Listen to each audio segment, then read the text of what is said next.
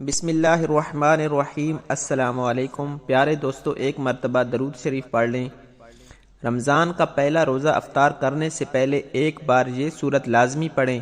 اللہ تعالیٰ فرمائے گا، اے میرے بندے، مانگ تجھے کیا چاہیے۔ کہتے ہیں جب رمضان کے دن قریب آتے تو رحمت الہی کے اشتیاق میں نبی کریم صلی اللہ علیہ وآلہ وسلم کی تڑپ بڑھ جاتی۔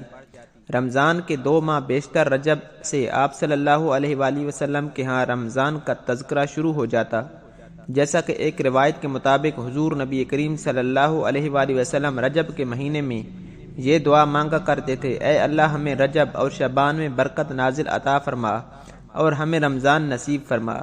جب رسول اللہ صلی اللہ علیہ وآلہ وسلم شعبان کے مہینے میں داخل ہوتے تو یہ شوق مزید بڑھ جاتا اور آپ شب و روز گویا رمضان جیسا رنگ اختیار کر لیتے۔ آپ صلی اللہ علیہ وآلہ وسلم کی تڑپ کا اندازہ اس حدیث سے ہے جس میں نبی کریم صلی اللہ علیہ وآلہ وسلم رمضان کے انتظار میں شعبان کے دن گن گن کر گزارنے کی تاکید فرمائی۔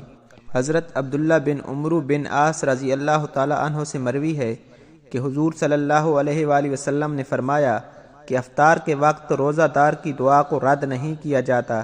حدیث شریف میں آتا ہے کہ روزہ دار کی دعا افطاری کے وقت رد نہیں کی جاتی، تو افطاری کے وقت جو یہ سورت پڑھے گا اللہ پاک فرمائیں گے، مانگ میرے بندے کیا چاہیے۔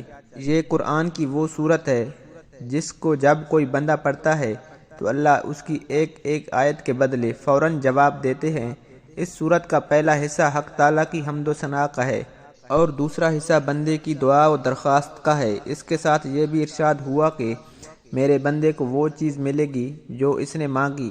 پھر جب بندہ یہ سورت مکمل کرتا ہے پھر اللہ کہتا ہے سب میرے بندے کے لیے ہے اور اس کو وہ چیز ملے گی جو اس نے مانگی۔ تو ناظرین، اس سورت کو آپ افطاری کے وقت لازمی پڑھیں۔ چھوٹی سی سورت ہے لیکن اللہ پاک بہت زیادہ خوش ہوں گے۔ دنیا کی جو چیز مانگو گے، جو کامیابیاں مانگو گے، انشاءاللہ آپ کو ملیں گی۔ آپ کی دعا ضرور قبول ہوگی۔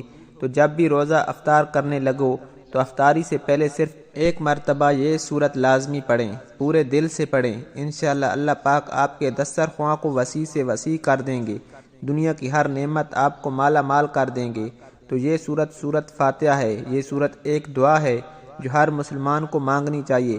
نبی کریم صلی اللہ علیہ وآلہ وسلم نے فرمایا کہ قسم ہے اس ذات کی جس کے قبضے میں میری جان ہے، سورت فاتحہ کی نظیر نہ تو تورات میں نازل ہوئی، نہ انجیل اور نہ زبور میں، اور نہ خود قرآن کریم میں کوئی دوسری سورت اس کی مثل ہے۔ رسول اللہ صلی اللہ علیہ وآلہ وسلم نے فرمایا کہ قرآن کریم کی سب سورتوں میں عظیم ترین سورت الحمدللہ رب العالمین ہے۔ مشائخ نے لکھا ہے کہ اگر سورت فاتحہ کو ایمان و یقین کے ساتھ پڑھا جائے تو ہر بیماری سے شفا ہوتی ہے، ایمان و یقین کے ساتھ پڑھا جائے تو بے شمار رزق ملتا ہے، ہر دعا قبول ہوتی ہے۔ تو پیارے دوستو، آپ نے بھی اس عمل کو، اس سورت کو لازمی پڑھنا ہے۔ اس طرح کی معلوماتی ویڈیو کے لیے ہمارے چینل کو ضرور سبسکرائب کر دیں۔ ویڈیو اچھی لگے تو ویڈیو کو لائک اور شیئر کرنا نہ بھولیں، اور اپنی رائے کا اظہار کامنٹ سیکشن میں ضرور کر دیا کریں۔ جزاک اللہ۔